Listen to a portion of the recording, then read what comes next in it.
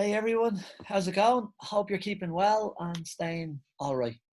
So, in today's lesson, we're going to do past models of deduction. And that's when something has happened, but sometimes you're sure it's happened, but you're not certain. So, you want to express how. So, it's going to be like might have, could have, and then when you are certain, it's must have. Again, I'll keep it fast. I'll try to do it in 10 to 12 minutes as best I can and explain clearly the points. So here we go. Here we go. So it looks a little bit like this, and we can start it with, okay. So you have past modals, and the concept of them is a little bit like this. You have must, might, can't, etc., plus have, plus the past participle verb. So example number one, and then I'll explain a little bit around it, and then I will tell you more about these later on. So I must have passed the exam. I'm sure I got all the answers right. You must have seen something. You were there when the robbery happened. Now, this concept with must have and the past participle, we use, in this case, use must have when you are almost sure that something happened or was true. Okay? Now, the opposite of must have is can't have, not mustn't have, but we'll come to that in just a moment. So, number two is somebody might have stolen your wallet when you were getting off the train. It still hasn't arrived. I might not have given him the right directions. So you use might or may have when you think it's possible that something happens or was true. The only difference, guys, between may and might is that may is a little bit more formal. That's all. Otherwise, may and might are the same. So you have this. You can also use could have with this meaning. They could have stolen your wallet when you're getting off the train. So you're using may or might have when you think it's possible that something happened or was true. Must is like you're certain, must have. But may or might, it's possible, but you're not 100% about it. It's just a possibility like this. Now, number three, it says they can't have gone to bed yet. It's only 10 o'clock. Or they can't have seen us. It was too dark. So use can't have when you are almost sure that something didn't happen or that it is impossible. You can also use couldn't have. So can't have is the opposite of must have. Now, we use these past models when we want to say that something that happened in the past. Sometimes we're certain of it, sometimes we're less certain of it. That's all. And moving across here, and I will explain a little bit more about this in just a moment as well with all of these points, just to clarify them. I'll just move myself across. So you have should, have, and past participle. Now, it's my fault. I should have told you earlier that she was coming.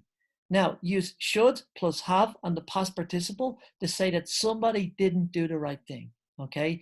Like I should have told you earlier that she was coming, but I didn't do this. I did the wrong thing. I didn't do the right thing.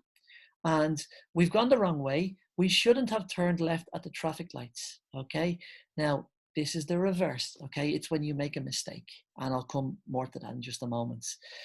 Just by the way, you can use ought to have as an alternative to should have. So I ought to have told you earlier. The only difference again between should have and ought to is that ought to is more formal. Not a little bit more formal, but much more formal than should. That's it. Now, that's the start of this. Let me explain a little bit more because I've gone through them just by, reading the book. But let me talk a little bit more about this. But first, I'm looking for the cursor and I'm using that to take myself across. Okay. So I should have looked and found where the cursor was before I changed pages. Okay. So here we go, guys. The next is, look, must have and the past participle. So you use this when you are certain that something has happened or was true. So you left the office last night and it was untidy. It was very messy. But when you enter today, it's clean and tidy. So obviously somebody has gone and cleaned it or tidied it. So you would say somebody must have cleaned the office. Okay. Must have, and then past participle verb, like verb 3, as in like I eat, I ate, I have eaten, I came, sorry, what am I saying? I come, I came, I have come. I drink, I drank, I have drunk. All of this, okay? Past participle verbs. Now, use may have, might have, could have, and the past participle to say that it's possible something happened or was true. You're not as certain, but it's possible. So you lost your phone last night. You aren't sure where, though. You aren't sure where you lost it. So I could have lost it in the club. I could have lost it in a taxi coming home, or I might have lost it on the dance floor, and so on. You're not certain. So it's a possibility, but it's not a certainty. Now, the next is more on this. So you use can't have and the past participle when you're almost sure that something didn't happen or that it's impossible. So for example, the students can't have understood the grammar correctly. They all failed the exam. So obviously when the teacher explained the grammar, they didn't understand because when it came to the test the next day, they all failed. So I'm certain that this didn't happen. So they can't have understood the grammar. As an example, use should have and the past participle to say that somebody or people didn't do the right thing. So the government should have closed the pubs earlier to stop the spread of the coronavirus, but they didn't. They didn't do the right thing, as an example. You shouldn't have in the past participle to say that somebody or group of people or organization made the wrong decision. So I shouldn't have told her that. I regret that now. And that's all. So in that express lesson, we did past models. But now to test us with this, have a look at these exercises. Now, you have rewrite the bold sentence like the one in deep black with must, might not, can't have, and then the verb. And then you guys are going to tell me what you think. So you have this. I'm sure Ben has read my email. I sent it yesterday. Now, you're going to have to rewrite that using the past model, okay? I'll give you guys, let's see, 5 minutes to do this. So just press pause when you're ready, do the exercise, and we'll correct, I'll give you the answers and explain why in just a moment, okay? So hit pause and try. Okay, here we go. Welcome back. Now, so I'm sure Ben has read my email. I sent it yesterday. Now, the key to this is I'm sure, I'm certain that Ben has read my email. I sent it yesterday. So he says, I'm sure it's going to be, Ben must have read my email because I'm sure of this. Now, I'm sure, number 2, Sam and Susan haven't got lost. They had a map. So again, this is the reverse. I'm sure that they haven't got lost. Negative. So if must have is the positive, this expresses the opposite meaning. So, guys, we don't say mustn't. We say can't have got lost. Okay, in this. Now, number 3, perhaps John didn't hear you. He's a bit deaf. Perhaps. So it's going to be a bit like this. It's going to be, John might not have heard you. That's it, okay? Perhaps, maybe, like this. You could also say, John may not have heard you.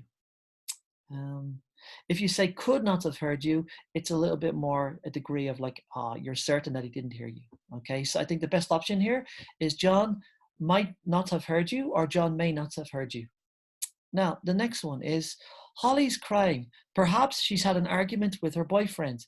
Again, the clue is perhaps. So she might have had an argument with her boyfriend, or you could also say she could have had an argument with her boyfriend, or she may have had an argument with her boyfriend. They're all good in that context. Now, I'm sure Alex wasn't very well. He was only off for 1 day. And again, we come to this, I'm sure. So if you're certain about something, you don't know for a fact, but you're certain. It's Alex can't have been very ill, okay? You're certain of this and it's in the negative. So Alex can't have been very ill. So for all of these guys, you're speculating about something that happened in the past and you don't know. But if you feel absolutely certain that something happened, you would say must have and the past participle.